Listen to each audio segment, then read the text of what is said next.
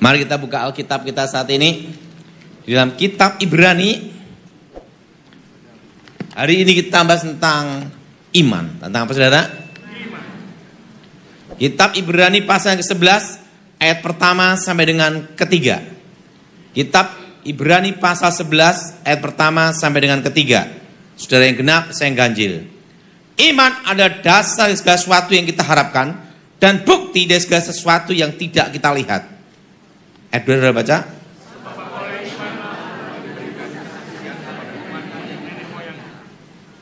Karena iman kita mengerti bahwa alam semesta telah dijadi oleh firman Allah, sehingga apa yang kita lihat telah terjadi dari apa yang tidak dapat kita lihat. Dasar dari iman adalah harapan. Apa, saudara?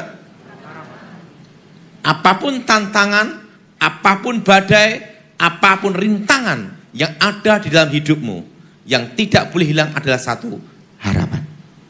Saya setuju, angkat tangan, saudara. Orang kalau yang sudah hilang harapan, itu yang bahaya. Akan mengalami 4S. Sedih, stres, stroke, selesai.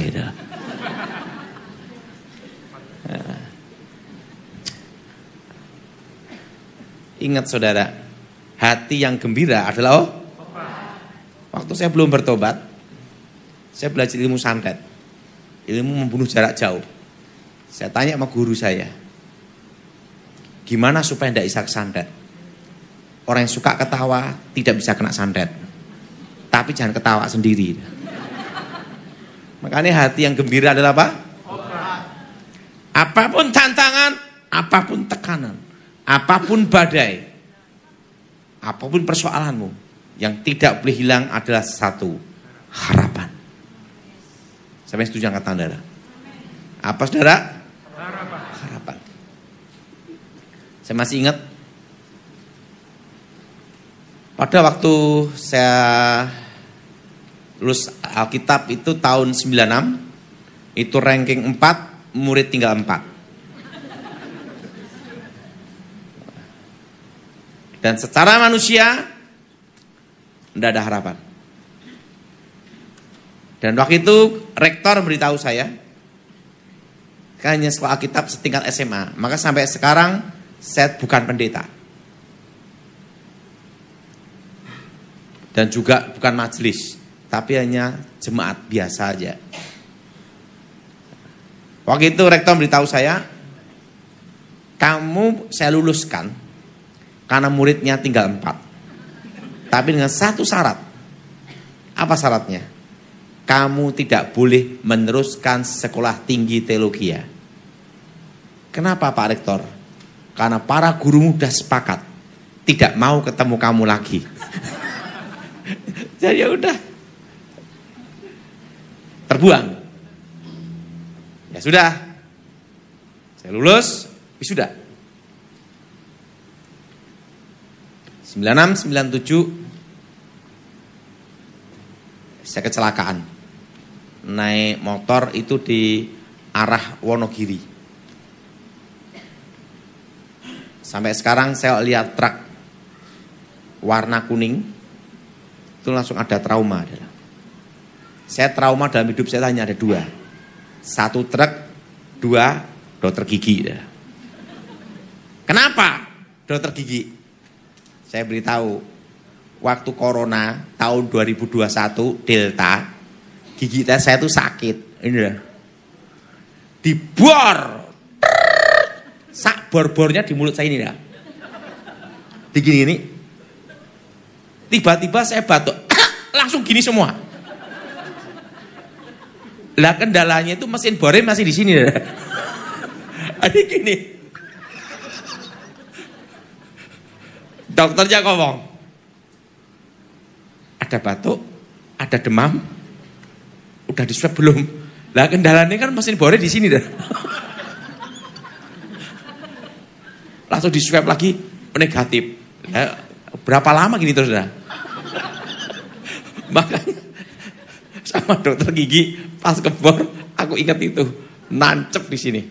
Kalau truk, kecelakaan motor yang paling bahaya itu bukan yang di depan, di belakang. Karena di belakang tidak tahu apa-apa. Truk jalan kenceng, ini mau nyalip. Waktu mau nyalip, berhenti truknya. Berhenti mendadak. Yang depan kan tahu, langsung gini. Betul? Yang belakang kan tidak tahu, langsung gini.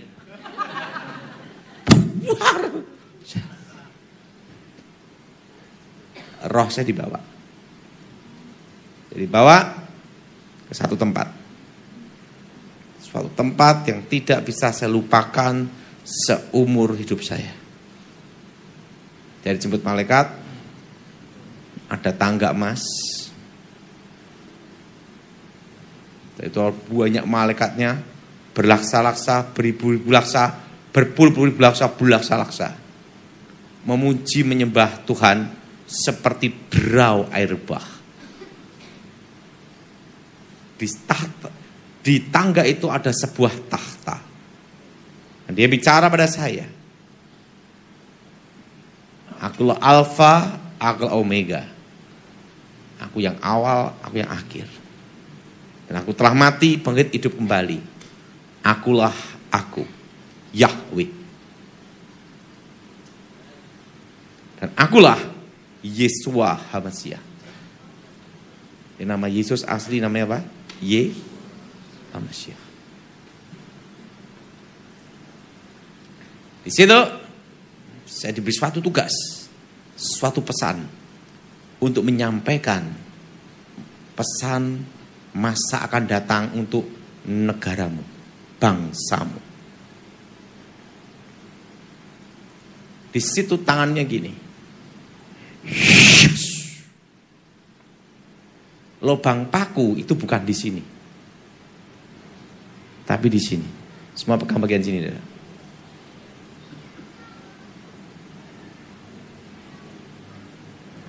Kalau di sini kan robek, darah. Nanti dah. Kalau ini untuk nyangga, ini loh, tepat bagian sini, ini loh.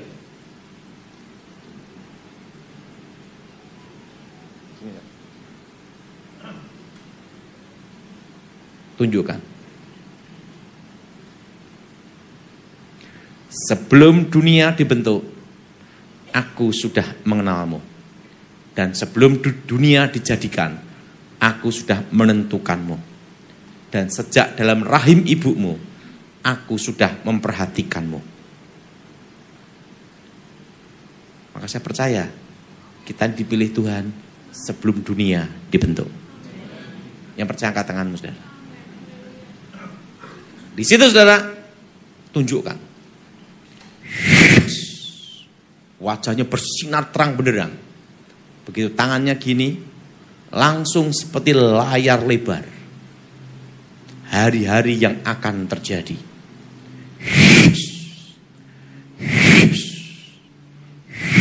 Terus Presiden Indonesia, Wakil Presiden, tahun 2021, tahun 2020, tahun 2025, tahun 2027, terus. Nah, dan di situ tiba-tiba ada anak kecil perempuan. Dia pandang saya gini, mandang saya sambil ketawa gini.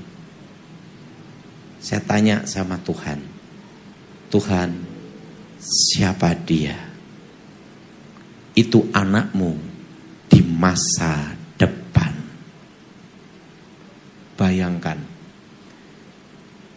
saya belum kenal istri saya, belum pacaran, udah ketemu anak. Udah ketemu anak.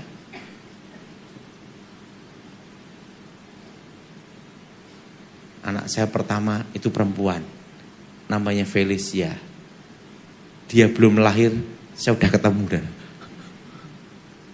Dia ketawa gini. Itu anakmu di masa depan.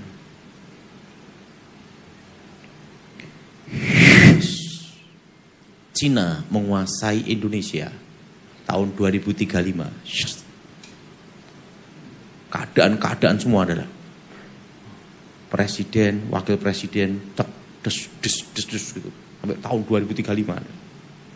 Nah, setelah itu dia bicara kepada saya.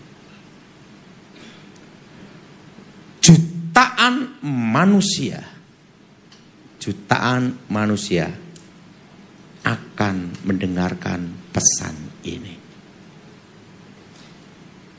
Kembali engkau, suruh balik, hidup lagi. Yang jadi pertanyaan, siapa yang mau mendengarkan? Saya orang desa, sekolah Alkitab gagal. Ranking 4, murid tinggal. Dan waktu itu TV hanya ada satu, TVRI. Dan namanya handphone jarang ada yang punya. Pakai telepon aja, handphone pun besar-besar untuk ngelempar mangga bisa, betul? Betul? Betul? Yang jadi pertanyaan, siapa yang mau dengerin? Pikiran saya satu, apakah saya nanti akan khotbah di gereja-gereja satu persatu? Tapi apa bisa sampai jutaan? Itu pikiran manusia. Betul? Pikiran saudara? Apakah sampai apa? Jutaan. Apakah bisa jutaan?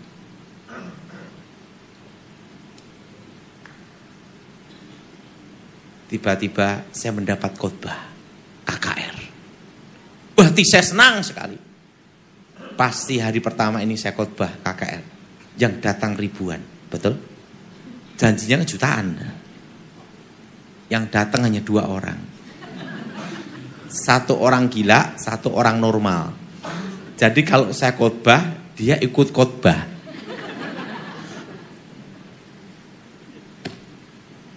Tapi ingat, kita ada apa? Udah tutup Alkitab, tutup buku, udah cabut. Tak lupain dah. Karena apa? Itu hal yang mustahil. Ingat, era itu orang jual aqua, air, diketawain. Air kok dijual, betul? Betul? Betul? Dan zaman itu orang bisa makan KFC, Kentucky Fried Chicken, itu orang kaya, betul? Zaman itu loh kita ngomong. Itu udah lupain ya. Tiba-tiba tahun 2001. Udah dilupain dah pokoknya. 2001 datang seorang ajudan. Pangkatnya kolonel. Ajudan dari Presiden Megawati. Namanya Pramono Edi Wibowo. Yang ada ketemu saya, Pak Daud, Mas Daud. Kenalkan saya, dia pakai baju, buka baju, Kopassus. Pak Daud, saya anak Sarwo Edi Wibowo.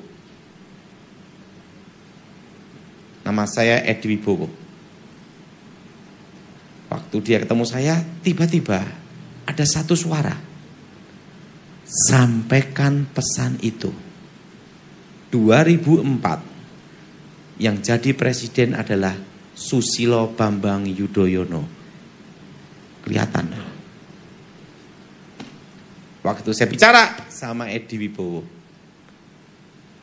Pak Edi, nanti di tahun 2004 presidennya adalah SBY. Langsung Edi Wibowo berkata apa? Mas, itu tidak mungkin. Aku ini adik iparnya. Ani Yudhoyono itu adalah kakak kandung saya. Tidak mungkin SBY bisa melawan presiden incumbent. Itu mustahil. Tapi ini tetap saya sampaikan kepada Mbak Ani Yudhoyono. Buat 2004 presidennya SBY. Kalau nanti presidennya adalah SBY, manusia yang paling saya cari di muka bumi adalah kamu. Karena kamu yang pertama kali berkata SBY jadi presiden. Udah pulang dia. 2004 SBY jadi presiden. Begitu jadi presiden,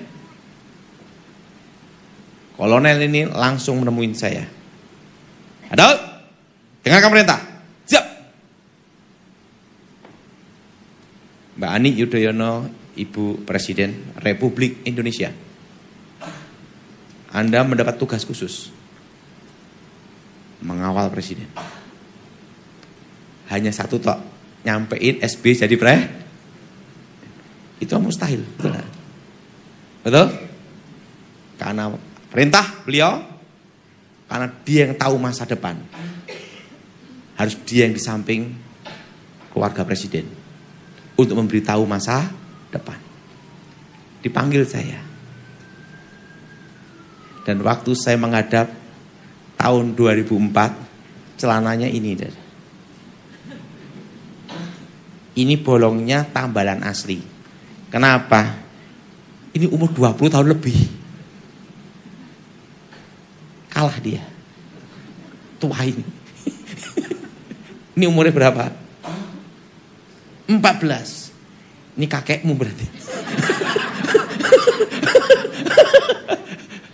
Saya menghadap pakai celana ini. Ini sampai bolong tak tambal. 10.000.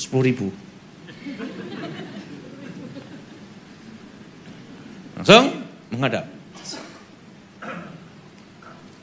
Waktu itu saya masih ingat. Nanti saya sampaikan apa yang terjadi sampai 2035 adalah. Langsung menghadap. Langsung. Saya masih ingat waktu di Cikias. Semua kan tim khusus. Elitnya elit. Dipilih dari baik dari yang terbaik. Best of the best. Kenapa saudara? Itu dari komando pasukan khusus disaring dulu. Jadi namanya khususnya khusus. Dari khususnya khusus disaring lagi adalah yang terbaik untuk menjaga presiden secara senyap dan rahasia adalah. Wah. Memperkenalkan diri yang siap. Begini semua. Sniper, baduk, penembak ruduk. Jarak tembak berapa kilo? Tepat.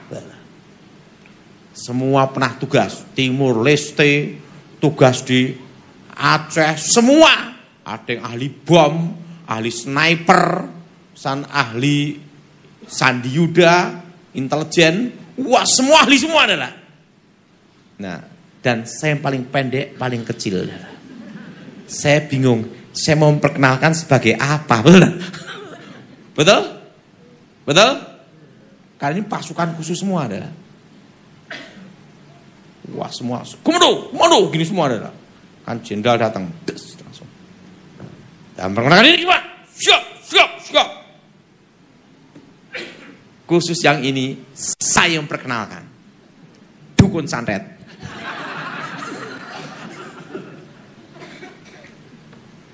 Langsung semua pada gini loh. Udahlah. Langsung bicara. Dibawa. Ada? Diminta menghadap Ibu Presiden. Menghadap ya. Dan saya masih ingat. Saya punya istri itu luar biasa. Mungkin untuk wanita zaman sekarang belum tentu kuat seperti dia. Jadi saya baru nikah. Waktu ditugaskan. Baru nikah 2 minggu loh. Langsung des. Tidak boleh memberitahu pekerjaannya, tugasnya, apapun kepada istri. Begitu menghadap, hilang tidak pulang. 10 tahun.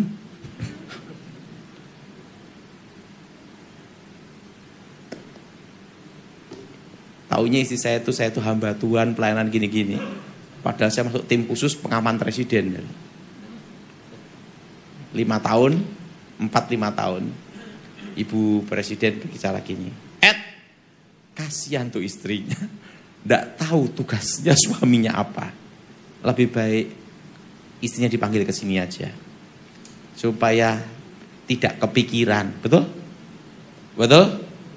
Karena ini kan suaminya orang sipil, bukan militer. Langsung istri saya dipanggil ke Cikias. Jemput pakai mobil khusus ya. Istri saya bingung. Ini kok ada pangser senjata semua, adalah pengaman presiden. Dan ini rumahnya presiden kan gitu. Saya diam aja, kita tidak boleh beritahu sampai diizinkan kan gitu. Sampai ke kediaman, ditemui Edi Wibowo. Istri saya ngomong, ditanya gini, ibu tahu suami ibu ini tugasnya apa? Saya ngomong, pelayanan, gini. Saya tanya pulang tuh sebulan sekali. Sebulan sekali, itu pun waktunya 3 jam tok. Cabut. Coba kalau wanita zaman sekarang 5 tahun gitu kuat enggak, Dara? Tanpa kejelasan suaminya kerja apa, sebulan sekali pulang hanya 3 jam. Cabut. Makanya saya sama anak kurang dekat. Nah itu isi saya ngomong pelayanan gini. Sekarang saya akan beritahu. Tempat ini tempat apa, Ibu? Komplek keluarga presiden. Sekarang bisa enggak orang sembarangan masuk sini? Kaget kan? Kan enggak boleh orang biasa masuk, betul? Kalau tanpa izin. Kediaman presiden, keluarga presiden. Saya ngomong, Edi Bang ngomong, saya beritahu Ibu, suami Ibu itu pengawal, pengaman presiden. Hah? Dan suami Ibu tenang, tidak akan selingkuh. Kenapa? Timnya laki semua. Dan tidak ada yang homo. Ketawa, wah laki-laki semua. Kan tidak ada yang perempuan, laki semua ada. Timku laki semua. Maksimal diutus hanya 2 orang tok. Masuk, nyusup gitu. Memberi pendataan, informasi. Nah setelah itu ngomong-ngomong, langsung ngomong gini. Ibu tenang aja. Suami ibu laki-laki baik, setia. Karena 24 jam kita awasi dia mau kemana kita tahu. Dan tugasnya sama laki-laki semua. Ini timnya pasukan khusus semua. Bayangkan 4 sampai 5 tahun baru tahu siapa suaminya. Susah enggak, saudara?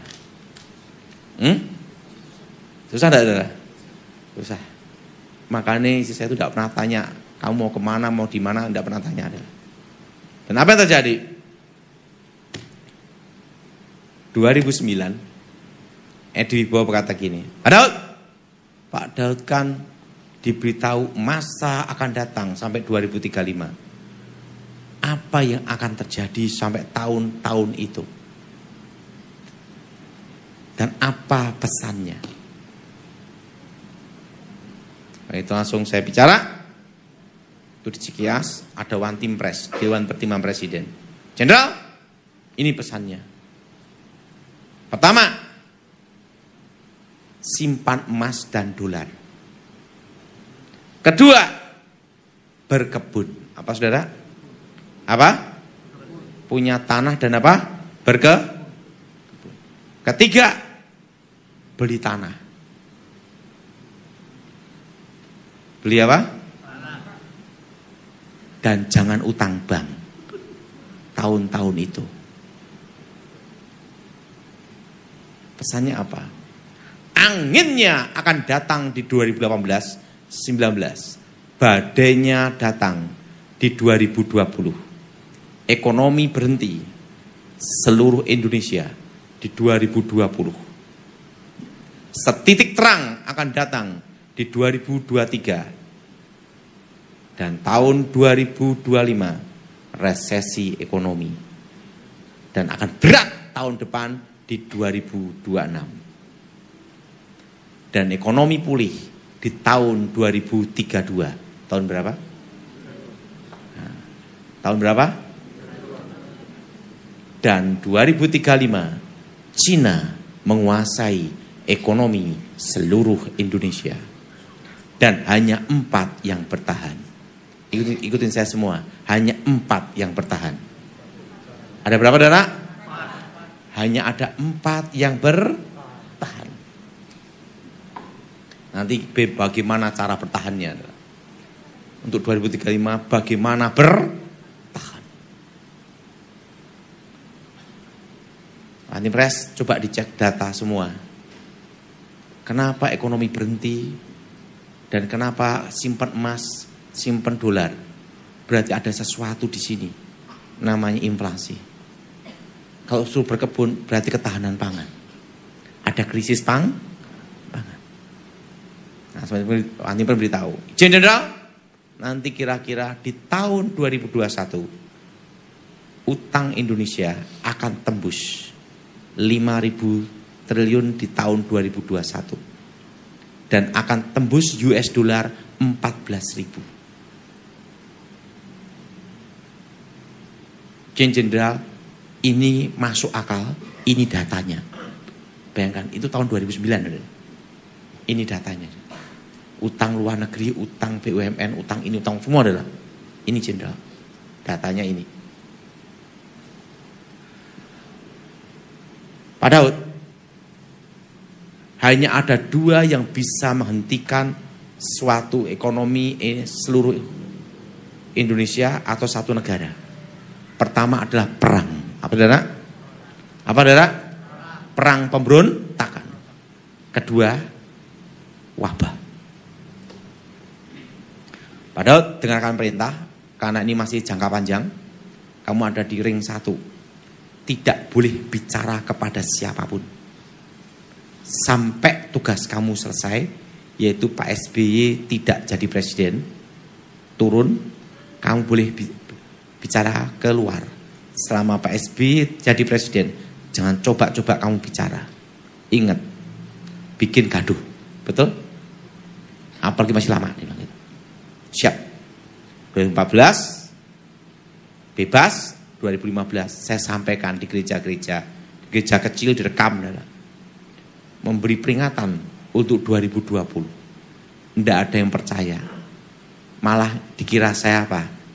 Stres, halusinasi. Tapi belum stroke. Ya udah. Wah, tidak ada yang percaya. Saya siapin berkebus, teman-teman. 2019 pendeta-pendeta kumpul mau mecat saya. Saya tidak bisa dipecat karena bukan pendeta. Gimana mecatnya katanya. Jadi pendeta sama jemaat lebih sakti jemaat. Yang setuju angkat tangan. Jemaat dia saya dipecat. Dipecat di sini pindah ke sana. Betul enggak? Betul? Bebas. Betul? 2020 pendeta-pendeta nemui Gilbert. Gautoni itu bikin kacau. Mana buktinya? Karena banyak nabi Tuhan, pendeta-pendeta bernubuat. Tahun 2020, tahun berkat, tahun mujizat, tahun kelimpahan. Mana buktinya? Gilbert ngomong, ini kan masih 2020. Kita tunggu 2020 Desember. Januari, Februari, Maret, April, Corona. Betul? Betul? Ekonomi berhenti seluruh Indo. Dan yang paling sakti adalah orang batuk. Bubar.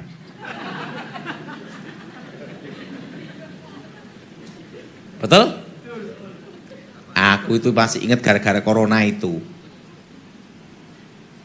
Saya kan diminta untuk pelayanan di Surabaya. Pendetanya minta saya untuk khotbah streaming. Disuruhlah sopir, driver. Sampai di Solo, jemput saya. Matanya merah. Ininya ingusan. Udah toh? Saya enggak tanya macam-macam. Langsung satu mobil. Enggak pakai masker. Dari rumah, masuk tol. Sampai Ngawi. Sejam lebih toh. Jejer gini sebelah-sebelahan. Dia ngomong gini, Pak Daud, sebenarnya saya itu masih di karantina.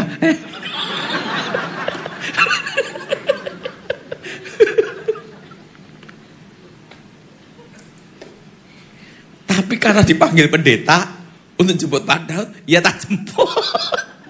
Terusan gini, yang jadi kendalanya, masa kita mau lepas keluar tol, udah jalan tol itu. Terusan ngomong gini, saya itu di karantina Pak, mandiri di rumah, tapi karena pendeta yang panggil, ya saya jemput. Setelah itu pendetanya saya beritahu, drivernya corona jemput saya, haleluya. Langsung menjauh. Aduh.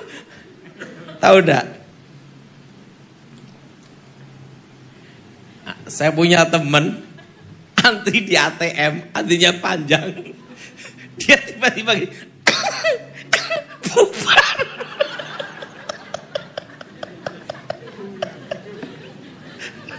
Begitu bubar, dia langsung nomor 1.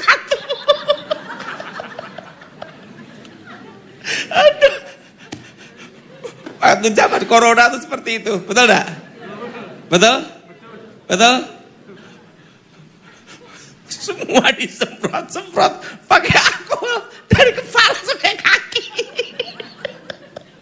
Aduh. Masih ingat ya? Apa yang terjadi? Corona. Waktu itu GSJS Michael Gunawan, gerejanya belum besar ya. Jemaat itu belum banyak. 2020. Waktu itu, aduh, gimana kita Zoom meeting aja. Karena kita tidak bisa pelayanan keluar. Semua pada di rumah, betul? Waktu Zoom meeting itu, yang datang hanya 2 atau 3 orang. Tapi khotbah-khotbah saya tahun 2015, enggak taunya banyak diputar di media sosial. Memberi peringatan tahun 2020. Langsung meledak. Tahu enggak yang mendengarkan sampai sekarang berapa? 10 juta lebih. Jadi setiap kali saya khotbah Zoom meeting itu di-upload tuh sampai 10 jutaan. Lebih. Berbagai negara. Pesan itu tersampaikan. Nggak taunya lewat apa? HP. Nggak nyangka kan? Pikiran kita waktu itu mau lewat apa? Betul? Betul? Betul? Nggak lewat apa? Langsung itu udah. Yes, langsung. Meledak udah. Beng. Udah toh? Wah. 2020. Di 2020 itulah saya bicara bahwa corona ini bermutasi sampai 5 tahun. Dan puncaknya error menjadi kasus flu biasa.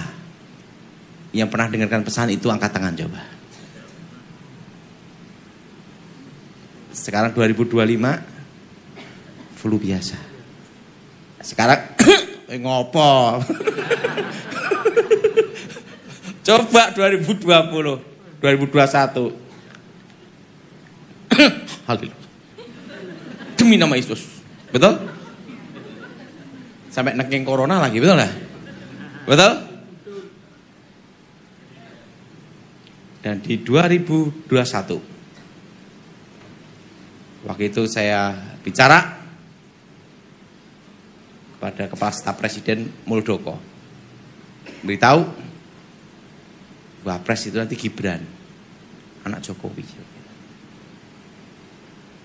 Dan yang percaya 2022 saya bicara waktu itu bahwa kita semua di 2023 kembali normal. Kembali apa? Di Kementerian Pertahanan lantai 9 Gedung Ahana Sution. Waktu itu saya bicara sama Glenny Kerupan. Tangan kanan Kemenhan, Prabowo Subianto. Yang beritahu. kunci kemenangan Gibran, Wapres. Tidak mungkin Pak Daud. MK gimana? Nanti MK akan putuskan. Minimal pernah menjabat sebagai pejabat publik. Itulah masa depan yang saya lihat di tahun 1997. MK akan putuskan itu.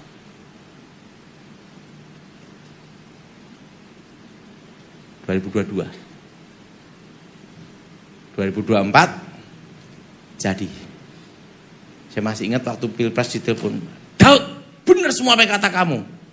Sekarang saya mau tanya Daud, 1 atau 2 putaran? Aku enggak lihat.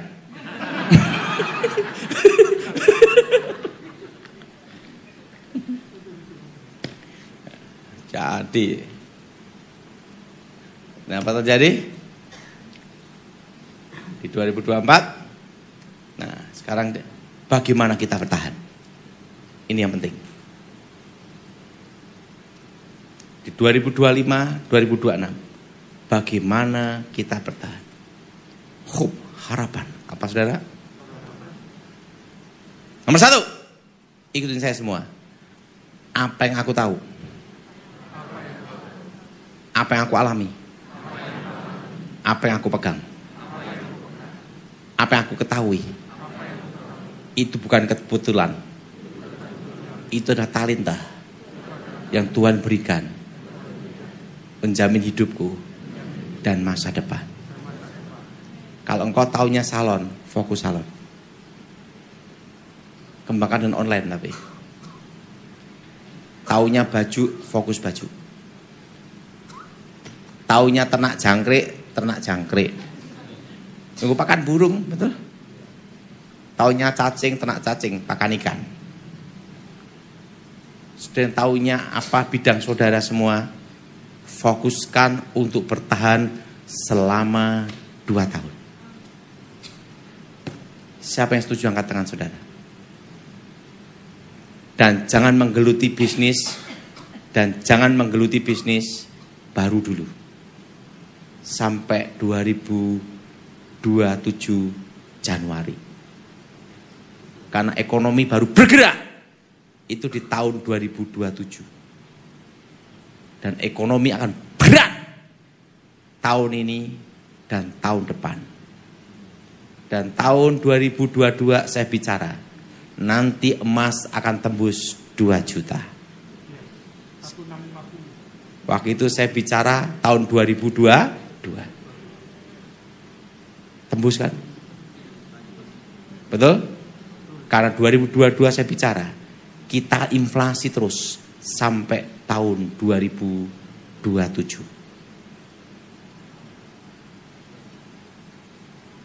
Siapa yang dengarkan pesan itu, saya beritahu emas, supaya beli emas di tahun 2022 minimal sebulan 1 gram. Angkat tangan coba. Itu di media sosial tak umumkan semua tuh, beli emas. Dan sekarang saya beritahu, nyimpen 2 sekarang, perak dan tembaga.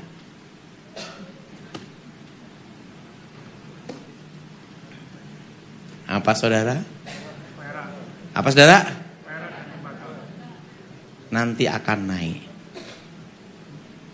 Karena di masa depan, di tahun 2035, nanti perak dan tembaga banyak digunakan untuk elektromagnetik, otomotif, alat kesehatan. Dan nanti emas di tahun 2035 komponen emas hanya dipakai 30% sampai 35%. Sisanya adalah tembaga dan perak, terutama untuk perhiasan.